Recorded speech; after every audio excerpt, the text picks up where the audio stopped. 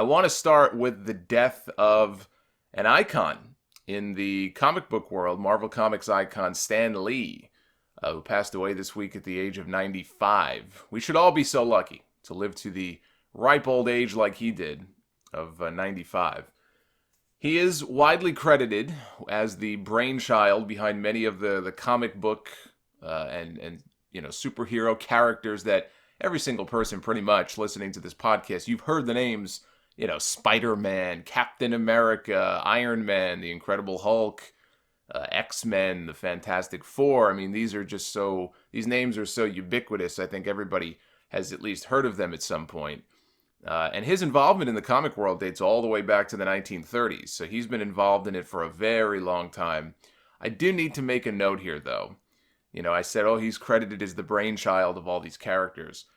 If you really read up, and they even have some documentaries on YouTube about this, but if you really read up on the history of Marvel Comics, for all of the praise that Stan Lee gets as being the man behind the characters and this creative, genius of sorts, two names that do not get mentioned, I don't want to say at all, but two names that don't get mentioned nearly enough, and have really gotten the shaft when it comes to their role in that whole Marvel, comics universe, are Jack Kirby and Steve Ditko.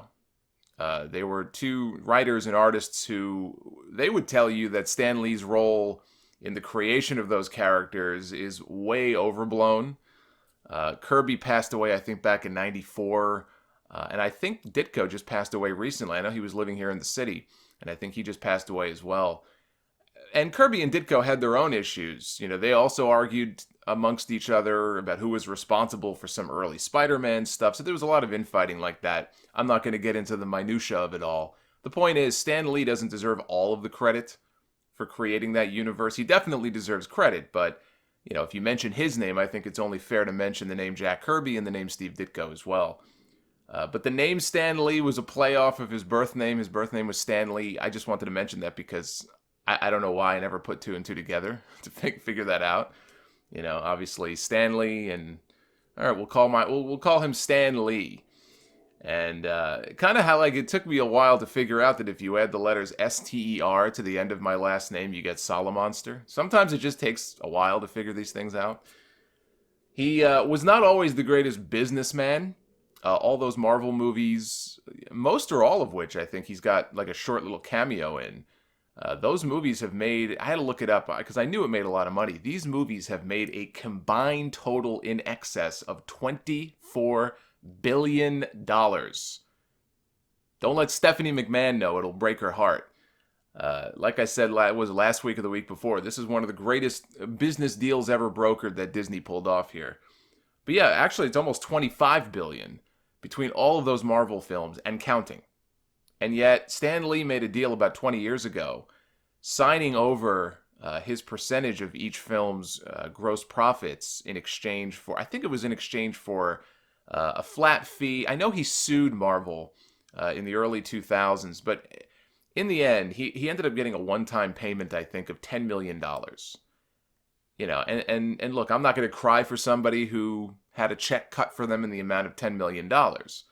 But Marvel has made multiple movies. Some of those Marvel movies individually have made $500 million or more. Stan Lee made $10 million off of them. So not necessarily the wisest business decision he's ever made.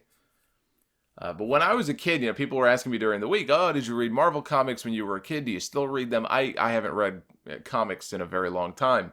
But yeah, when I was a kid, I was a Marvel guy more than a DC guy. And so Spider-Man and all those characters I just mentioned, I'll remember random characters too from when I used to collect trading cards. I used to go to the comic store. There was one a few blocks away from where I lived.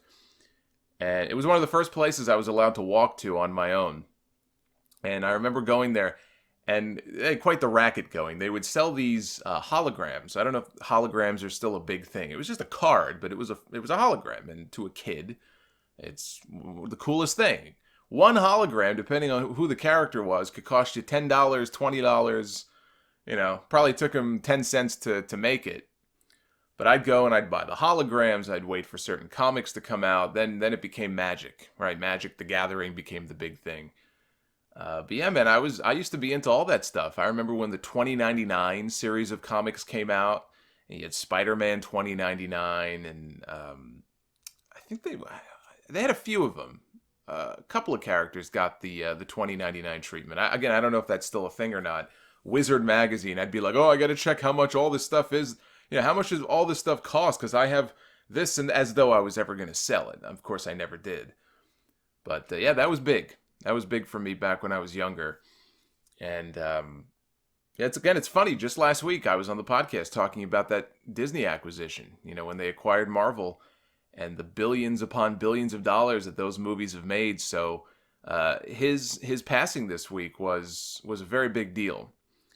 And you would think it's not impossible to think there are people out there who don't know who Stan Lee is.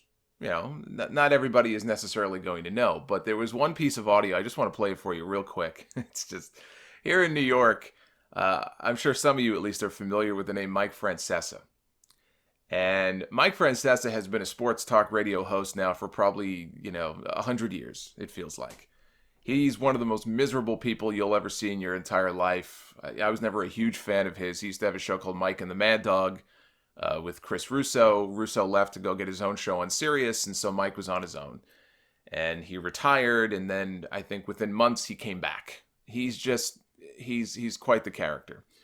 So anyway, people call into his show, and there was one listener of his who called into his show this week to ask him, about his thoughts on the death of Stan Lee. And so I'm going to play just that audio real quick for you. This is Mike Francesa's very heartfelt tribute to the late Stan Lee. Eddie in Hoboken. What's up, Eddie? Hey, what's up, Mike? What's happening? Hey, Mike, Stan Lee died today. Did you ever meet the guy? What do you think of him? Stan Lee?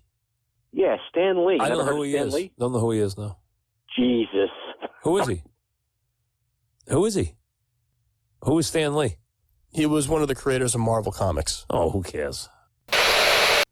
What a touching tribute there. Brings a tear to a glass eye. Mike is a very sentimental guy, as you can tell. He also happens to be a miserable prick. Anyway, be curious what you guys think as far as what your favorite characters are from the whole Marvel comic universe. My favorite, and this is maybe a little out of left field, because you would think you ask somebody, oh, what's your favorite character? They'd say probably Spider-Man or, the X-Men or something along those lines. My favorite character, when I was a kid, there was no character cooler to me than Silver Surfer. A guy in all silver riding a silver surfboard through the galaxy. To me, he looked badass. And it's too bad that he was only represented once on the big screen in that Fantastic Four movie, which I think was over like 10 years ago now. It wasn't very good, although I thought the CGI on the character at least was pretty good. But I saw stories earlier this year that said Fox may be giving Silver Surfer his own movie treatment, finally, at long last. I haven't heard anything since, so I don't know if it's still in development, if it's on hold, if it's been canceled. I have no idea. But I think a movie explaining his origins and, Galactus would have to be in it. I'd watch that. Again, I haven't really been fully into the Marvel thing probably in, 25 years or something, but I'd watch that. The Silver Surfer character was created by Jack Kirby. Stan Lee took it in a different direction. He sort of added his own input into it. But how he came about, real quick, is actually pretty funny. Kirby just sort of dropped the character into like a random comic without letting anybody know. And so the first time Stan Lee even saw the character, he was just thumbing through the pages and he saw this little silver guy flying around and he had no idea who he was. So that was the first time that he became familiar with Silver Surfer. But yeah, if I had to pick a favorite character, he would be it.